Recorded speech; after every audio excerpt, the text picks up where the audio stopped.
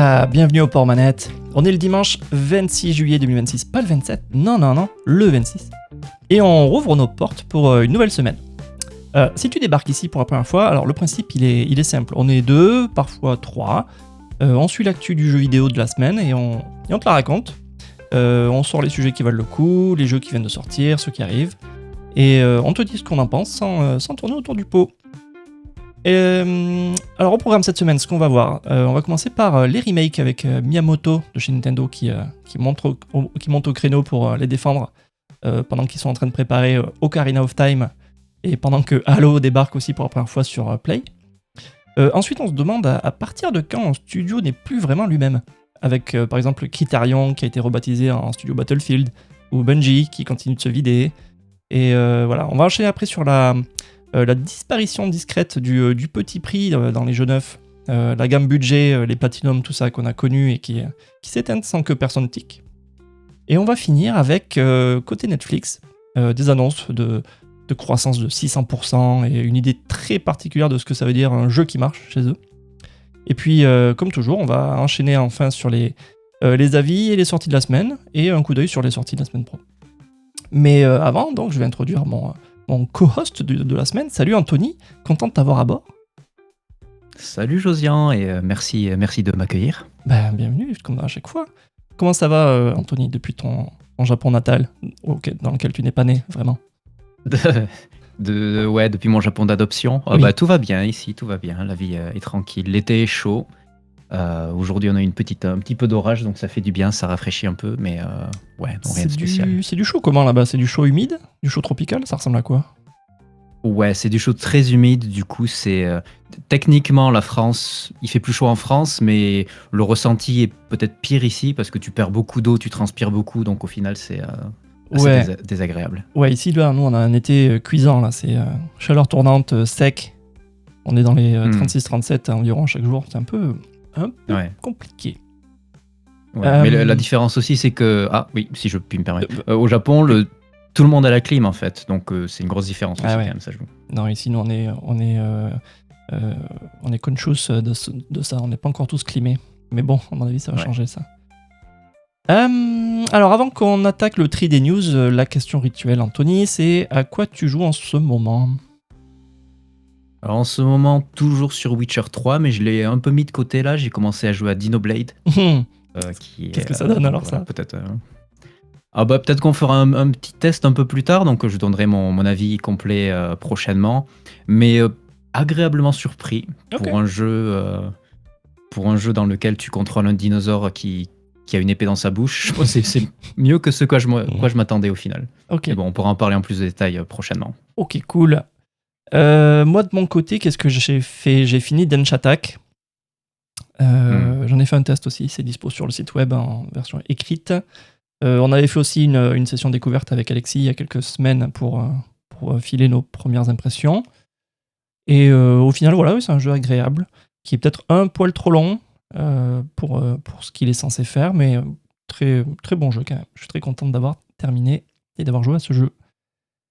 Peut-être qu'on en reparlera aussi plus bas, je sais plus trop si on en avait parlé ou pas. On attaque la revue de presse. Allez, et on va commencer donc avec ce que je racontais, un sujet où Nintendo prend la parole, Miyamoto prend la parole, et c'est au sujet des remakes. Voilà, parce qu'en gros, il a fait différentes interviews, notamment sur GameSpot, pour défendre un peu les remakes, parce qu'ils sont en train de préparer le leur sur Ocarina of Time, donc c'est pas innocent cette prise de communication. Donc c'est Ocarina of Time sur Switch 2.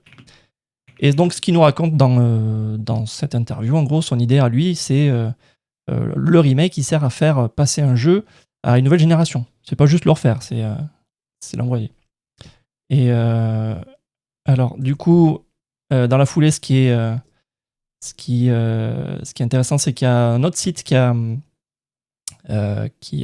fouillé un petit peu par-ci par-là sur le web et qui a trouvé un peu des infos concernant la potentielle date de mise en vente du jeu, les précos, et ce serait le 4 août. Donc du coup, voilà, si Miyamoto il est dans les magazines en train de parler là, c'est que justement c'est sûrement dans pas longtemps qu'on va pouvoir voir un peu plus d'infos sur ce jeu et pouvoir aussi peut-être le pré-acheter. Donc pendant ce temps-là, Il y a un autre remake dans un autre camp qui fait parler de lui, c'est Halo qui arrive pour la première fois sur Play. Et ça, c'est 25 ans après ses débuts sur Xbox. Alors du coup, donc si on revient sur Ocarina of Time, c'est un jeu de 98. Et en gros, c'est un des jeux les plus cités de l'histoire quand on demande à des gens c'est quoi ton RPG préféré ou quoi, ou ton Zelda préféré, bon, ben, c'est Ocarina of Time qui revient souvent dans les discussions. Et de l'autre côté, Halo, c'est du 2001. C'est le jeu qui a lancé la Xbox, en gros. Hein. Donc c'est deux monuments du jeu qui, dans la même semaine, font parler d'eux. Mais chacun avec sa petite logique. Alors du coup, Ocarina of Time, c'est... Bon, j'ai envie de dire, ça va se vendre tout seul. Hein. C'est tellement une légende, ce jeu.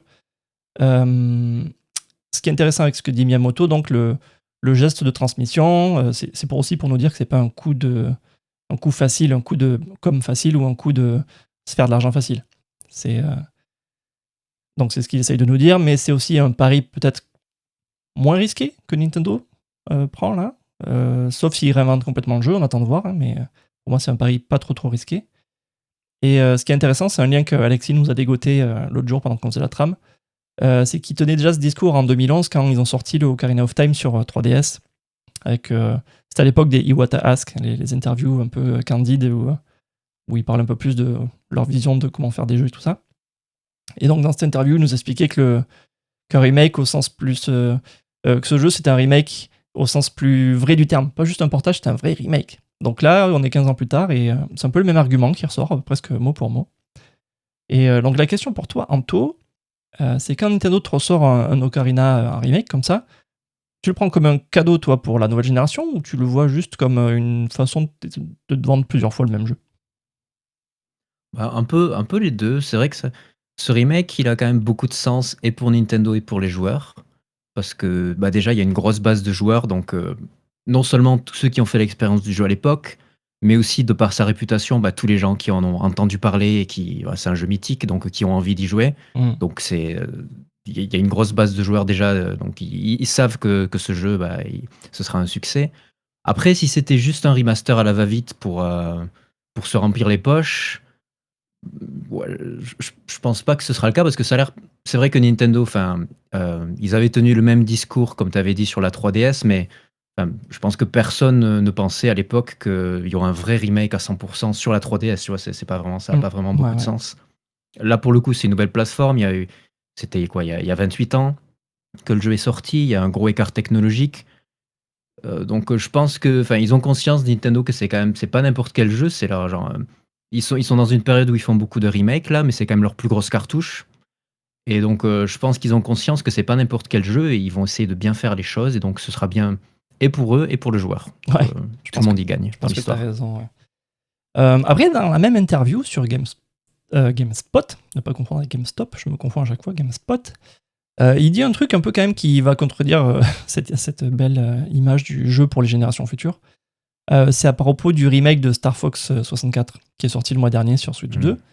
Il nous raconte qu'il existe parce que le perso principal, là, le Fox McCloud, il apparaît dans le film Super Mario Galaxy. Et donc il explique ça dans l'interview, il dit que l'idée de mettre Fox dans le script du film, ça leur a donné aussi envie de faire un remake avec. Pareil pour le Yoshi, c'est pour ça qu'il y a eu le Mysterious Book, qui est sorti plus ou moins en même temps.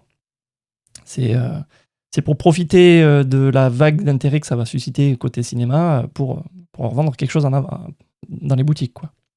Donc, transmission ok, mais là, les remakes, c'est vraiment pour faire la promo du perso au cinéma et la promo du perso sur le jeu, quoi. Est-ce que ce coup-là, tu le trouves malin, toi, de la part de Nintendo? Ouais, bah après, la raison qui les pousse à faire des remakes, enfin, il peut y avoir plusieurs raisons différentes. Ça peut être aussi, bah, du coup, ils pourra sortir simultanément un nouveau film et du coup, bah, ressusciter une licence qui n'a pas été utilisée depuis un moment. Après, je pense que c'est quand même très malin de la part de Nintendo. C'est le moment idéal de faire tous ces remakes parce que bah, suffisamment de temps s'est écoulé, notamment enfin, les jeux de génération 64 et GameCube. Aussi, bah, niveau technologique, comme je l'ai dit, comme je l'ai dit plus tôt, ça quand même, ça justifie le fait d'avoir des remakes parce que la technologie a tellement évolué que maintenant ils peuvent ressortir ces jeux qui seraient peut-être plus proches de la vision originale qu'ils avaient pour ces jeux à l'époque, mais qui étaient limités bah, par rapport à la technologie. Mais ouais, enfin c'est tout bénef pour Nintendo parce que déjà, bah, voilà, c'est un investissement minimal, risque minimal, ça remplit le calendrier. Et puis aussi, comme on en avait parlé, c'est un petit peu aussi ce que Falcom faisait, le fait de, tu sais, d'entraîner les nouvelles équipes, entraîner Ouais, les juniors sur des petits projets. ouais, Bah, au final, ce genre de remake, c'est ce qui avait été fait aussi sur Wind Waker à l'époque. Tu sais, Wind Waker, le remaster sur Wii U. ouais. Ils avaient fait un petit peu ça, en fait. C'était une sorte de test technique déjà pour faire leur premier jeu HD et aussi pour entraîner les nouvelles équipes. Donc, je pense que aussi de ce côté-là, ces remakes, ça permet de tester de nouvelles technologies et aussi d'entraîner les nouvelles recrues. Mm, Et voilà, c'est bien pour l'avenir. Ouais, c'est une bonne observation parce que le jeu Star Fox qui est sorti le mois dernier, c'est fait par un studio externe, mais on peut voir là Nintendo qui essaye de confirmer que ce studio externe, c'est pas la première fois qu'ils travaillent avec, mais ils essayent peut-être de confirmer que oui, ils ont les épaules pour, ben voilà, pour porter des projets avec de fortes licences chez eux et délivrer, quoi. Donc ouais, Mm. bonne remarque. Ouais. Donc ce timing avec les remakes dans la presse, c'est marrant parce qu'il y a Black Flag Resynced qui se vend là on est à 3,5 millions je crois depuis sa sortie. Donc c'est un peu ce qui répond à Miyamoto en vrai. C'est les remakes, ça se transmet peut-être, mais surtout ça rapporte. Et ça rapporte vite. Et quand on voit un peu aussi l'acharnement autour de certains jeux, tu sais, des jeux un peu pas légendaires, mais des jeux mythiques, comme KOTOR, tu sais, le Knight of the Old Republic, qui a été annoncé, disparu, re-annoncé, on sait pas trop où il est, mais tu comprends que l'industrie elle préfère miser sur des jeux qu'on connaît déjà et dont on connaît déjà la valeur, plutôt que de tenter du neuf, quoi.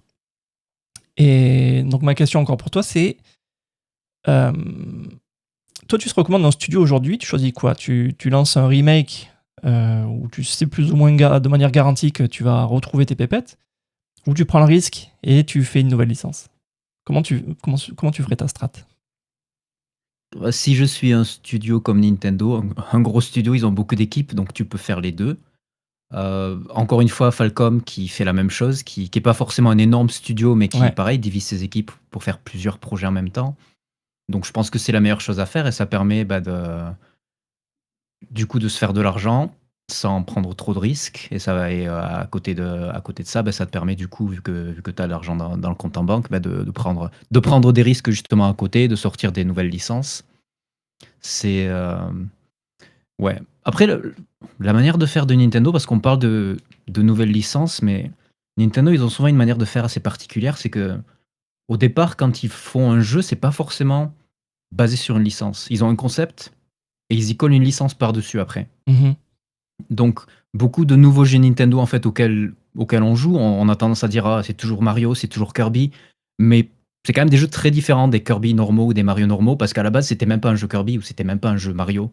Ouais. Donc, je pense qu'il faut aussi contraster ça avec Nintendo, c'est que beaucoup de nouveaux jeux qui sortent, ça aurait très bien pu être une nouvelle IP, c'est juste la couche de peinture par-dessus qui est différente, mais ça aurait très bien pu être une nouvelle IP en fait. Mhm. Ouais, t'as raison, ouais. Et du coup, dans la partie factuelle, hein, au début, je parlais de Halo qui débarque sur Play. Hmm. Je fais un petit crochet dessus rapido pour se rendre compte un peu de ce que ça représente, parce que pendant 20 ans, Halo, c'était le symbole, c'était un peu le symbole de la guerre des consoles avec le jeu que tu pouvais pas avoir en face, tu vois, c'était Halo sur Xbox. Et donc là, il débarque chez l'ancien ennemi. Sauf que bon, le lancement, il a été un petit peu entaché de glitch par-ci par-là, avec, je pense notamment, il y a des joueurs Xbox qui ont été privés de leur accès anticipé. Parce que là, c'est la sortie anticipée, il sort pour de vrai, je crois, en début de semaine pro, là. Donc il y a eu des petites pétouilles comme ça, mais bon, toi qui as connu cette époque, avec Halo qui arrive sur Play, est-ce que ça te fait quelque chose?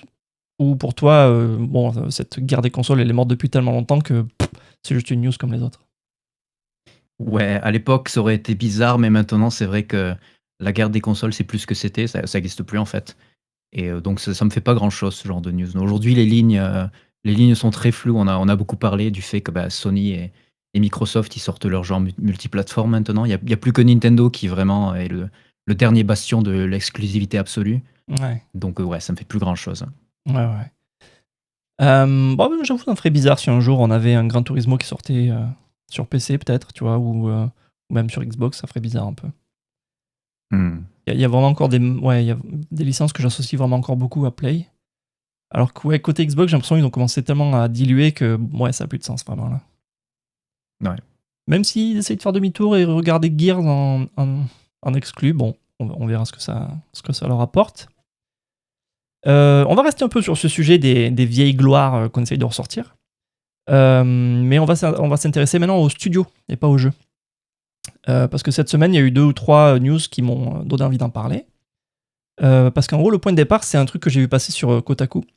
C'est un édito qui pose une question que je me pose souvent. C'est à partir de quand un studio n'est plus vraiment lui-même. Eux, ils mentionnent par exemple le Retro Studio, le studio de Metroid Prime, qui a vu passer tellement de départs et d'arrivées que l'équipe d'aujourd'hui, elle a plus grand chose à voir avec celle des débuts. Récemment, il y a eu d'autres trucs du même genre. C'est Criterion, les créateurs de Burnout, qui, alors c'était il y a quelques semaines, je crois, ils ont été officiellement rebaptisés Studio Battlefield. Et en fil continu, en fil rouge, depuis des semaines et des semaines, il y a chez Bungie, les créateurs de Halo, justement. Il y a encore un directeur qui claque la porte de Marathon, pendant que le studio se vide petit à petit. Donc voilà, la question qui se pose, c'est celle-là, c'est à partir de quand le studio n'est plus le studio qu'on apprécie pour ce qu'il fait et ce qu'il représente, quoi. J'en ai d'autres des exemples comme ça, si tu veux. Il y a aussi chez Rareware, il y a le gars derrière Banjo, Donkey Kong Country qui se barre. C'est aussi un peu le même genre. Chez BioWare, il y a, tu sais, c'est ceux qui ont fait Mass Effect. Donc c'était il y a bien longtemps, donc eux ils sont tombés sous je crois leur compteur c'est sous les 100 personnes maintenant, donc c'est devenu tout rikiki. Donc il y a plein de studios comme ça qu'on suit nous depuis des années, qui se sont vidés, ont changé de forme et au final c'est une sorte de coquille qu'on garde en vie pour les licences, mais plus vraiment pour le savoir-faire, quoi. Du coup, la question que j'ai pour toi par rapport à ce sujet, c'est qu'est-ce qui compte le plus à tes yeux, toi? C'est le nom et les licences du studio, ou c'est les gens qui sont dedans? Et parce qu'en gros, si c'est les gens, ce que je rebondis là-dessus, c'est si c'est les gens qui comptent le plus, bon, faut admettre que peut-être la moitié des studios cultes qu'on cite à chaque fois, peut-être qu'ils existent déjà plus depuis un moment, quoi. Donc voilà, qu'est-ce qui compte le plus à tes yeux? Je pense qu'il y a quelques studios qui essaient quand même de conserver une identité. Bon, peut-être que je me trompe, mais enfin, pour moi, il y a des studios qui ont beaucoup changé, ouais, comme Retro, comme BioWare. Après, il y a des studios pour moi qui sont plus ou moins toujours restés les mêmes, genre Koei Tecmo, tu vois, ce genre de Ouais. studios japonais old school qui ont pas forcément beaucoup changé niveau philosophie. Après, c'est l'éternelle question toujours pour faire nos analogies maritimes, tu sais, le bateau de Thésée. Oui, mais justement, ça part de là, ouais. En gros, ouais, si tu changes toutes les parties et toutes les pièces d'un bateau petit à petit jusqu'à ce que tu aies changé toutes les pièces, est-ce que c'est toujours le même bateau à la fin? Ouais. C'est un petit peu la même chose avec ces studios, quoi. Ouais. Après, je pense que pour moi, quand même, il y a tellement de studios qui ont beaucoup changé comme ça que, ouais, pour moi, le nom du studio, ça veut plus dire grand-chose. Pour moi, je suis plus attaché aux personnalités. Genre, si tu as par exemple quelqu'un comme Shinji Mikami qui crée un nouveau studio, bah, je suis excité, tu vois? Je suis vraiment excité par cette idée-là, même si le studio n'a sorti aucun jeu, bah, du coup, c'est quelque chose qui m'attire. Ouais. C'est plus que le nom d'un studio existant, lui-même. Ouais, est-ce qu'il y a un studio que tu considères déjà mort dans l'esprit? Genre un studio qui sort encore des jeux, mais tu te dis, bah non, c'est plus eux, quoi. Récemment, je dirais, parce que j'avais joué du coup à Diablo Ouais, récemment, Diablo 4 et je dirais Blizzard. Blizzard qui est devenu une énorme machine à pognon, Blizzard Activision, donc ouais, c'est plus ce que c'était avant. Blizzard et ouais, Bungie du coup aussi, je pense. ouais. Bon, je pense à Platinum où il y avait les fondateurs, il y avait Kamiya surtout là-bas qui enfin, en gros, quand tu jouais à un jeu Platinum, tu savais que tu jouais à du jeu Kamiya, quoi, des jeux action Ouais. nerveux, barrés, voilà. Et depuis qu'il est plus, tu te dis, bon, Platinum, c'est plus forcément le gage de qualité que c'était avant. Et du coup, Ouais. ouais, quand je vois un trailer et qui finit par un jeu Platinum Games, ouais, ça a moins le même impact, quoi. C'est vrai. Donc voilà, ça c'était un petit côté intéressant dans ces éditos-là. On va reparler thunes un petit peu. Parce que comme je le disais dans le programme tout au début, il y a un truc, alors c'est encore un truc que j'ai lu sur Kotaku, ils ont eu des sujets intéressants cette semaine. C'est un truc qu'on a un peu tous zappé, je pense, en même temps. C'est, tu te souviens, à l'époque, quand un jeu avait 1 an ou 2 et qu'il se vendait bien, il avait l'opportunité de ressortir à petit prix. Je pense par exemple à la gamme Platinum sur Play à l'époque. Donc une vraie gamme budget, genre 20 balles, et c'est pensé pour les gens qui attendent, soit parce qu'ils sont patients, soit s'ils n'ont pas forcément les moyens de péter 70 balles à chaque fois qu'un jeu sort. Et donc leur édito chez Kotaku raconte que pour eux, c'est un peu les soldes permanentes qui ont buté ça. Aujourd'hui, tout est en promo tout le temps, donc plus personne fait de vraies ressorties petit prix. Il n'y a plus de raison de faire ça. Et en parallèle de ça, donc tu vois la disparition de la gamme premium, pas premium, la gamme petit prix, mais pendant ce temps, tu as la gamme premium au-dessus qui, elle, continue de grimper. Avec par exemple Electronic Arts qui propose une édition de son jeu de foot à 150 balles, tu as une édition à 100 balles de GTA 6 qui se vend très bien. Et donc, c'est voilà, ce truc de jeu de version Platinum, de gamme budget, je l'avais un peu oublié. On parlait la dernière fois avec la disparition du disque annoncé que c'était une porte qui se ferme pour entrer dans le gaming. Il y avait déjà cette petite porte là qui s'était refermée il y a quelques temps. Hein. J'avais pas observé ça, mais voilà. Cette gamme, elle servait à des gens de rentrer dans le hobby. Et c'était intéressant. Est-ce que tu te souviens, toi, de ton premier jeu acheté en version petit prix, en version Platinum ou autre? Le premier, non. Je sais que j'avais beaucoup de jeux comme ça sur Xbox, première du nom. Après, le premier, non, je me souviens pas. Ouais, comment s'appelait la gamme petit prix d'Xbox? Je me souviens plus trop. Xbox, je sais plus. Je crois qu'il y en avait une qui s'appelait Classics, peut-être. Ouais. Je sais pas si c'était Nintendo ou Xbox, mais il me semble qu'il y en avait un constructeur qui appelait ça les Classics. Je sais plus trop, non.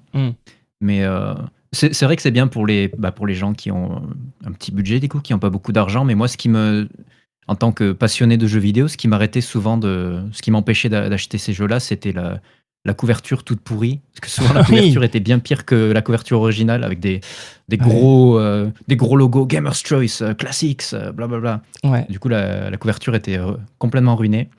Mais non, c'était quand même une bonne chose d'avoir ces jeux-là. Ouais. Moi, je me souviens, c'était Resident Evil 2 en Platinum, je crois, un des premiers que j'ai acheté.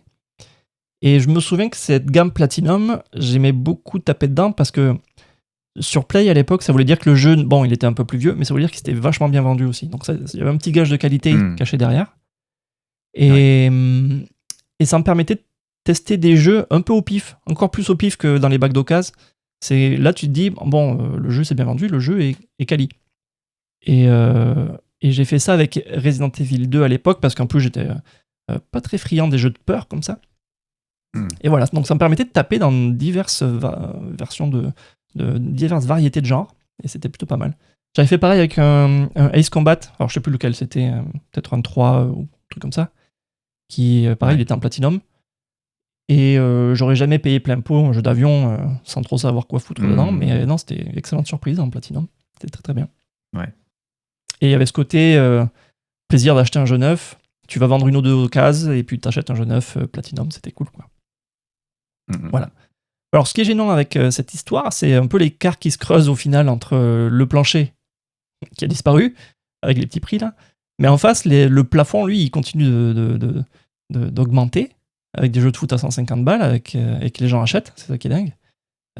Résultat, tu as un marché qui était à deux vitesses, où, il est toujours, hein, c'est soit tu prends une promo un peu au pif, soit tu te pètes ta tirelire et t'achètes une édition de luxe qui n'est pas forcément de luxe. Et donc voilà, c'est un peu gênant tout ça, quoi. Et par rapport justement à ces éditions à 150 balles, qu'est-ce qu'il te faudrait, toi, dans ce genre d'édition pour que tu l'achètes? Parce que j'imagine que FIFA, Electronic Arts FC27, je pense que tu t'en tapes un peu, mais qu'est-ce qu'il faudrait dans un jeu à 150 balles pour que tu le prennes? C'est difficile de justifier ça. J'ai regardé du coup pour l'édition du jeu de foot. C'est aussi cher parce que c'est un jeu avec plein de microtransactions. Donc, du coup, quand tu achètes l'édition ultime, là, comme ça, tu as des crédits pour le jeu. Tu as aussi accès à tous les Battle Pass. Donc, c'est pour ça que c'est aussi cher, mais c'est abusé. Ouais. Moi, pour mettre 150 $ ou euros dans un jeu, il me faudrait le jeu plus un dîner aux chandelles avec Miyamoto et un massage aussi à la fin. Oh là, ça a dérivé directement. Tout professionnel. Ah d'accord, un massage professionnel, ok. Ouais, moi je me dis, Ouais, il faut qu'il y ait au taquet de goodies, quoi. Et des vrais, pas des bouts de plastoc qui servent à rien, pas des posters, mais que tu me, je sais pas, refile-moi d'autres jeux avec, ou une figurine, ou un bouquin, ou quelque chose, quoi. Mais si c'est juste pour me filer des DLC en plus, non, ça sert à rien. Voilà, donc on parlait de la valeur d'un jeu point de vue joueur. On va parler maintenant de la valeur du jeu point de vue ceux qui les distribuent. Parce que un autre truc que j'ai relevé dans la presse cette semaine, c'est Netflix qui raconte un petit peu son incursion dans le monde de la distribution de jeux. Et ils ont un peu une façon un peu étrange de définir ce qui marche ou ce qui ne marche pas chez eux. Donc en gros, il y a je sais pas si tu as remarqué, Netflix, ils se mettent à essayer de pousser leur store de jeux, que ce soit sur les télés ou sur les tablettes, par exemple. Ils ont commencé avec un store où tu pouvais télécharger des apps mobiles pour jouer. Mais depuis peu, ils se mettent aussi à les streamer. Tu peux streamer certains types de jeux maintenant dans ta téloche avec ton téléphone en tant que manette. Donc voilà, c'est à propos de ça dont ils parlent dans les interviews, et ils nous disent qu'ils ont fait, leur activité gaming a fait un bond de 600%. Voilà, c'est juste qu'ils précisent pas d'où ils partent. Donc 600%, c'est super, mais si c'est 600% de 0, enfin, ou de 1, c'est rien, c'est juste x7. Donc t'as 7 personnes au lieu d'une personne, c'est nul. Et dans le même temps, donc, ils qualifient leur jeu FIFA World Cup, parce que c'est eux qui ont eu la licence FIFA pour le coup là. Ils qualifient leur jeu de performeurs de haut niveau, alors que toutes les critiques l'ont démoli, que c'est une extrême bouse, quoi. Voilà, donc ça c'est le côté intéressant chez Netflix. Et dans le même élan, il y a, comme chez Netflix, il y a Amazon qui commence à glisser ses jeux Amazon Luna. Tu te souviens de ce truc-là, ce service de stream de jeux chez Amazon? Il commence Ouais, c'est inclus dans Prime. Voilà, il commence à le glisser maintenant dans Prime Video. Donc pour l'instant, c'est qu'aux US et au Royaume-Uni, je crois, mais tu peux commencer à streamer Fallout 4 depuis Prime, sans rien installer. Mais bon, l'intention est là, comme je disais, ils commencent qu'avec quelques pays, c'est un test, mais à mon avis, ils vont développer ça rapido. Donc du coup, bon, on va pas reparler du chiffre de 100% qui veut rien dire, ça sert à rien, hein, c'est juste de la com, c'est juste pour faire plaisir aux actionnaires. Tu y crois, toi, au gaming Netflix, ou tu le ranges un peu dans ces annonces qui font joli, mais voilà quoi. T'as déjà joué depuis Netflix ou Prime? Non, j'ai jamais joué sur Netflix. Prime, ils ont encore, ils ont des plus gros jeux sur Prime. Ils ont Fallout 4 ou ce genre de jeu. Netflix, c'est quand même toujours des petits jeux un peu, voilà, pas très. Mais non, jamais joué. Pour moi, c'est pas une bonne nouvelle parce que c'est juste Netflix qui s'éparpille encore un peu plus. Ouais. C'est un petit peu, c'est le même, c'est les jeux, voilà, le genre de jeu auquel tu peux jouer sur Facebook, par exemple, c'est un peu la même chose. Mais pour moi, c'est juste toutes ces plateformes-là qui se lancent dans le jeu, c'est juste l'enchitification, je sais pas, on dit ça en français aussi. On peut le dire, ouais. Ce phénomène de plateforme, du coup, où la qualité se dégrade petit à petit, s'éparpille un peu. Et je pense que Netflix devrait se concentrer sur ce qu'ils font à la base. Ouais. Et parce que ce genre de choses, ils te disent que c'est gratuit, ouais, t'as accès gratuitement à ces jeux, mais rien n'est gratuit, donc tu le paieras d'une manière ou d'une autre, tu vois. Ouais. Et donc pour moi, c'est juste le service qui se dégrade et qui offre quelque chose qui n'est pas forcément nécessaire, quoi. Ouais, parce que déjà, si en plus tu payes ton abo 20 balles Netflix et que tu sais qu'il y a une partie de ça qui est allouée à leur initiative gaming, t'as envie de dire, mais moi je m'en tape. Je m'en tape de ça. Alors fais-moi un abo à 15 balles peut-être, je sais pas, mais me prends pas mes 5 balles de plus pour ça, je taperai jamais dedans. Voilà. À propos de leur jeu performeur de haut niveau que la presse a éclaté, ce qu'il faut voir, je pense, derrière, au-delà de ce que la presse dit, ça veut dire que eux, ils jugent le succès, ils le jugent au temps passé dessus, je pense, aux heures de stream, tu vois, aux gens qui reviennent dessus. Et donc, c'est la logique de comment on mesure la performance des films en streaming, c'est ça, c'est le nombre d'heures de visionnage. Et donc, c'est cette logique qui est appliquée au jeu. Peu importe si c'est bon, c'est l'important, c'est que tu restes et que tu streames, quoi. Ça me fait penser, du coup, une question que j'ai envie de te poser, c'est est-ce qu'un jeu peut être succès si personne l'aime vraiment? Tu vois, si les gens juste le tolèrent et y jouent un peu, mais que, en fait, il déclenche zéro passion, quoi. Est-ce que ça compte comme une réussite pour toi, ça? Pour les actionnaires, oui. Que eux, ce qui les intéresse, c'est de voir les chiffres qui montent. Donc, du moment qu'un chiffre monte, ils sont contents. Ouais. Après, voilà, c'est peut-être un succès commercial, entre guillemets, mais, mais c'est pas un succès pour la plateforme en général, je pense, pour l'avenir, et c'est pas un succès pour les joueurs non plus, quoi. Ouais. Voilà. Je pense que leur com, là, c'était juste pour, comme tu dis, les actionnaires, pour leur montrer que Netflix va continuer dans ce sens-là et que les résultats sont bons pour eux et que voilà, ça va évoluer. Et donc tu parlais d'un petit peu de l'enchetification des services. Donc quand tu vois Netflix et Amazon qui font un peu la même chose, le même mouvement, c'est donc ces deux gros bidules qui viennent pas forcément du jeu, mais qui traitent le jeu comme une fonctionnalité pour te garder. Bon, ils font pas pareil, comme tu disais, il y a Amazon, eux, c'est des vrais gros jeux où tu peux avoir le Fallout, le Hogwarts Legacy, le FC26 de Electronic Arts. Et Netflix, eux, c'est plus du party game, des trucs, des petits jeux de société qui demandent pas trop. Déjà, qui demandent pas de vraies manettes réelles. Tu peux jouer avec ton téléphone en tactile.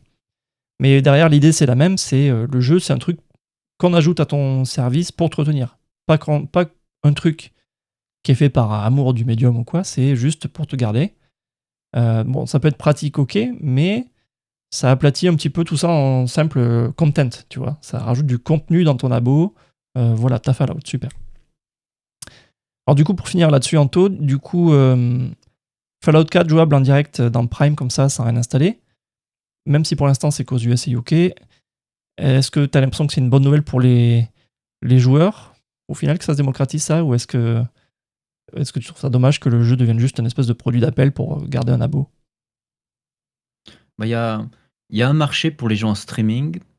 Moi, je suis pas forcément, je suis pas forcément la cible parce que j'ai pas une connexion assez bonne pour pouvoir jouer à ces jeux de manière confortable. Mais il y a un marché, donc c'est intéressant. Il faut se pencher dessus.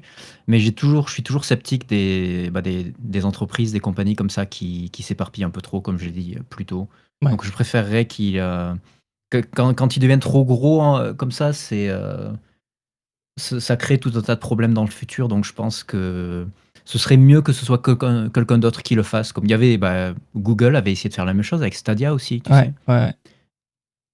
Donc je pense qu'il faudrait que quelqu'un qui soit vraiment dédié aux jeux vidéo, qui se penche là-dessus, mais que ces entreprises-là le fassent, je suis un peu sceptique. Ouais. Ouais.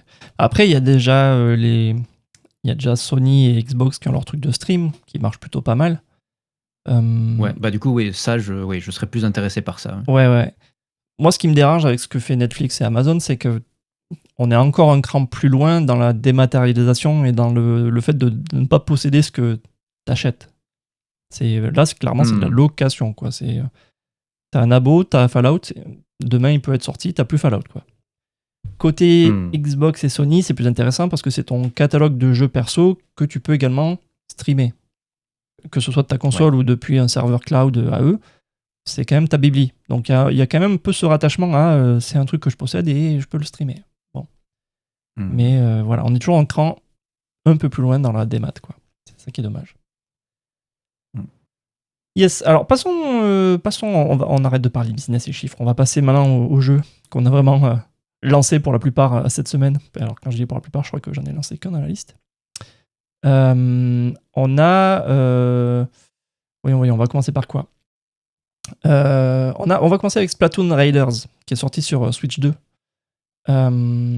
Donc ce truc-là, on en avait déjà parlé plusieurs fois. C'est en gros, ils prennent Splatoon, qui est une série... Alors elle est 100% multijoueur, même s'il y avait toujours un mode solo dedans. Mais là, c'est un vrai jeu solo, dans lequel il y a aussi un mode coop. Faut suivre, hein. Mais ils en ont fait un shooter, tu sais, un looter-shooter, ou un shooter-looter, dans le sens que tu veux. Avec du craft, avec des raids courts pour upgrader. Tu vois, il y a de l'upgrade d'armes, de l'upgrade de stuff. Donc il y a cette loupe-là de gameplay qui a été intégrée dans le jeu. Sur le papier, ça pouvait se casser la pipe un peu, mais en fait ça tient, les gens adhèrent, la presse adhère. Il est à 83 sur OpenCritic, je crois, là. Et il tourne au même score, en gros, que les Splatoon multi. Et ce qui est intéressant avec celui-là, je pense, c'est que je sais pas s'il aurait eu la même note si ça avait été juste un mode solo dans un autre Splatoon multi. Voilà, je me dis, le fait qu'il soit que ce soit un solo dédié, je pense que ça lui a donné la place de montrer aux gens la valeur qu'il avait pour de vrai, quoi. Donc je pense que c'est pas mal. C'est une bonne idée. Ensuite, on en a parlé. Il y a le Halo Campaign Evolve qui est sorti en accès anticipé cette semaine. Donc c'est une vraie sortie, hein. On va pas tourner autour du pot, hein. Du moment que ton jeu sort, il est sorti, quoi. Donc il débarque sur Play. Donc c'est aussi une bonne note. Il s'est tapé un 83 sur OpenCritic, donc c'est solide. Bon, après, en comparant, on peut voir que c'est le moins bon de tous les Halo en termes de score, mais bon, ça me tape un peu de ça. Ce qui est intéressant, donc, c'est un remake du Combat Evolved de l'époque, qui a été refait sous le Unreal Engine, donc le fameux Unreal qu'on voit partout et qui a parfois des défauts. Et bon, là, apparemment, il est beau, il avance, il marche bien et il tape fort dans la nostalgie. Et ce que la presse nous en dit, c'est que apparemment, c'est un peu le galop d'essai pour l'avenir technique de la série. Tout à l'heure, tu parlais des équipes qui s'entraînent sur des nouvelles techs pour se faire la même. Je pense que là, c'est la même chose, et c'est ce que dit la presse. Donc c'est pour ça que le projet il est un peu frileux, dans le sens où il réinvente pas grand-chose, mais c'est un bon entraînement, quoi. Ce que la presse nous dit aussi, c'est qu'il est un petit peu pété sur Play 5 en ce moment. Il y a des petits soucis de perf. Mais ça ne m'étonnerait pas qu'il soit patché d'ici les prochains jours. Donc c'est jamais trop problématique. Donc voilà. Petite question par rapport à ça, toi, si... donc on parlait des remakes pendant tout l'épisode, mais si c'est un remake qui se la joue vraiment sécurité comme celui-là, tu le prends ou tu trouves ça un peu tiède, toi, notamment ce Halo sur Play? Est-ce que tu te dis que c'est une occasion ratée ou ça te satisfait? Bah, particulièrement, du coup, si on prend l'angle sorti sur PlayStation, si vraiment ils veulent s'ils veulent rendre Halo multiplateforme à l'avenir, je pense que c'était la meilleure chose à faire parce que déjà, test technique et ça leur permet de se faire les dents sur l'Unreal Engine. Ouais. Mais aussi, du coup, ça permet aussi de jauger l'intérêt sur une nouvelle plateforme, sur PlayStation. Donc, il vaut mieux faire ça avec un remake qu'avec un nouvel épisode, quoi. Ça coûte moins cher, du coup, tu prends moins de risques. Donc, s'ils veulent vraiment rendre Halo multiplateforme, je pense que c'était la meilleure chose à faire. Ouais. J'ai vu des vidéos par-ci par-là de gens qui disaient le projet est gâché parce qu'ils ont changé un peu l'ambiance de telle et telle scène et tel truc. Bon, je pense qu'au global, quand même, c'est un projet assez réussi et je trouve ça bien s'ils arrivent à retrouver un petit peu leurs pieds et leur équilibre au Halo Studio et qu'ils arrivent à avancer avec la licence parce que au final, le projet Infinite était pas mal. Je l'avais fait sur Xbox, c'était un bon projet, mais tu sentais qu'ils n'ont pas pu le finir comme ils ont voulu le finir, quoi. C'était dommage. Donc j'aimerais bien qu'ils arrivent à reprendre de l'élan et à refaire de Halo une licence qui compte, quoi. Yep. Donc voilà, ça c'était pour les sorties de la semaine avec les avis et critiques. On va faire un petit crochet sur les prochaines sorties. Et alors, au final, c'est une semaine assez focus Switch 2 parce qu'il y a pas mal de jeux qui vont sortir en version Switch 2, quoi, après être déjà sortis ailleurs. Et on va commencer avec un Metroidvania qui s'appelle Constance, qui est façon dessinée à la main. Les gens le comparent à Hollow Knight et à Celeste, tu vois, rien que ça. Et dedans, tu joues le perso que tu joues, c'est une artiste qui se bat au pinceau, voilà, dans son propre monde intérieur. Donc tu vois le genre de jeu, hein, c'est sur fond de santé mentale déclinante. Donc il est déjà sorti sur PC, je crois, l'année dernière. La critique avait dit que c'était plutôt cool. Donc sur ce jeu, ça risque d'être aussi plutôt cool. Et il y avait déjà une version Switch 1. Donc apparemment, il y a le patch est gratos pour la version Switch 2. T'avais déjà fait, toi, Celeste ou Hollow Knight, ces jeux-là? Non, je sais que c'est des jeux qui sont beaucoup appréciés, il y a beaucoup de fans, mais c'est pas forcément le genre de jeu qui m'attire particulièrement. Je suis sûr que si j'y jouais, je passerais un bon moment, mais ça m'attire pas particulièrement, non. Des deux, je pense que c'est Celeste qui te plairait le plus. Ah ouais? Ouais, je sais pas trop. Parce que Celeste, on va dire, c'est vraiment focus sur le platforming. Et die and retry super fast. Et tu peux faire abstraction de tout ce qui se passe autour, tu peux te concentrer que sur le gaming. Alors que Hollow Knight, il demande un peu plus d'implication, tellement tout est cryptique. Il faut un peu plus se concentrer sur ce que les gens te racontent et ce que le visuel te raconte pour trouver des passages secrets, pour trouver pour comprendre un peu ce que le jeu te demande, quoi. Donc je me dis, de ce que je comprends, de ce que je te connais, t'as quand même un peu plus gros focus sur le gameplay, et je pense que c'est Céleste qui te plairait un peu plus là-dedans. Est-ce qu'il y a des modes coop dans ces jeux ou pas? Non, aucun des deux. Hmm. Aucun des deux. Et en termes de longueur d'expérience, Céleste est plus court si tu veux juste le mainliner. Hollow Knight peut être très très long tellement il y a de contenu, quoi. Tellement il y a d'exploration. Ok. Yes. Alors, un autre jeu que je soulève dans cette sortie prochaine, là, c'est Jotun Slayer, Hordes of Hell. Ça sort aussi sur Switch 2 après être sorti ailleurs. Je crois que c'est sorti sur PC et les autres consoles en septembre. Et alors, ce truc-là, c'est un truc façon Vampire Survivor. Tu te souviens, un jeu de survie face à des face à des hordes d'ennemis. Oui. Celui-là, donc, c'est en 3D, version mythologie nordique. Tu vois, vue isométrique, là, assez joli quand même. Ça a été noté côté joueur assez correctement. Donc c'est le genre de jeu, tu sais, où tu nettoies vague d'ennemis en vague d'ennemis en upgradant ton build à chaque étape. Tu vois, genre d'écran où on te dit hey, tu peux soit taper plus fort avec ta hache, soit tu peux chier des éclairs, soit tu peux... Ah ouais, chier des éclairs, ça a l'air pas mal ça. Donc tu prends ça et ton run va être saupoudré d'éclairs à partir de là. Donc ce genre de boucle de gameplay que j'aime bien moi en ce moment, ça, donc ça m'intéresse. Et apparemment, donc il sort pas trop cher et ça a l'air pas mal pour la Switch 2, quoi, en nomade. Et je me souviens plus si t'avais mis des heures de jeu déjà dans Vampire Survivor, toi, ou dans un truc du genre. Ouais, j'ai pas mal joué à Vampire Survivor. Je suis en train d'essayer, je suis en train d'ouvrir mon Steam pour voir combien d'heures j'ai mis dans ce jeu. Attends 2 secondes. Oh putain, 90 heures. Pas mal. C'est pas mal. Donc ça va, c'est pas mal. Vampire, moi, ça a correspondu. Ça se dit ça la sortie du jeu correspond également au moment où j'ai chopé une Steam Deck. Et du coup, pendant de nombreuses heures, c'était pas une Steam Deck, c'était une Vampire Survivor Deck que j'avais. Tu vois, il y avait que ça qui tournait dedans. Et j'y jouais dès que j'avais une demi-heure au boulot, entre midi et deux, avant de piquer du nez le soir. C'était une bonne surprise aussi, ce jeu. Bien marrant. Alors, le dernier, donc pour pas se faire engueuler par Alexis, je l'ai sorti aussi dans la liste, là, c'est le Xenoblade Chronicles 2, la version Switch 2, la Switch 2 Edition. C'est un peu le gros morceau de la semaine pour les possesseurs de Switch 2. Donc, qu'est-ce que c'est que ce truc-là ? C'est le jeu Xenoblade Chronicles 2, adapté au perf de la Switch 2, donc c'est du 4K, c'est du 60 FPS, c'est censé être plus fluide, parce que le jeu il en avait besoin, parce que la version Switch d'origine elle ramait pas mal des fesses, surtout en combat. Mais ils ont aussi rajouté un petit peu de petites nouveautés par-ci par-là pour justifier le prix, parce qu'il est payant. Donc il y a une nouvelle arme qui a sa propre quête.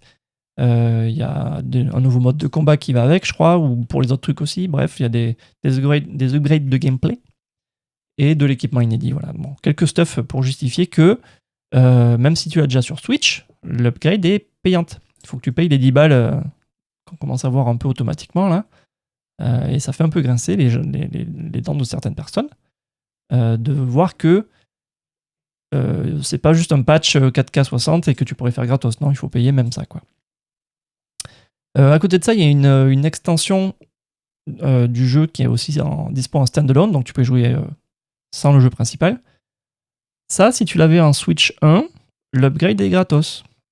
Donc ça rajoute un peu la confusion, tu vois. Ça fait un peu grincer les joueurs, quoi, au niveau dentaire. On a une note d'Alexis dans la trame qui nous dit on s'en fout, faut le prendre. Bon, lui il est fanatique de Xenoblade. Je pense pas le prendre, moi. J'ai déjà tapé dans le 1 assez longtemps. Mais bon, je l'écouterai la prochaine fois me parler des qualités de ce jeu, en faisant semblant que ça m'intéresse. Voilà. Est-ce que toi, t'avais déjà tapé dans du Xenoblade ? J'ai fait le 1, ouais, j'ai torché le 1, j'avais beaucoup aimé. C'est vrai ? Et j'ai pas eu l'occasion, ouais. Sur Wii ? Sur Wii, du coup, à l'époque, Ah ouais. J'avais beaucoup aimé, j'avais passé beaucoup d'heures dessus.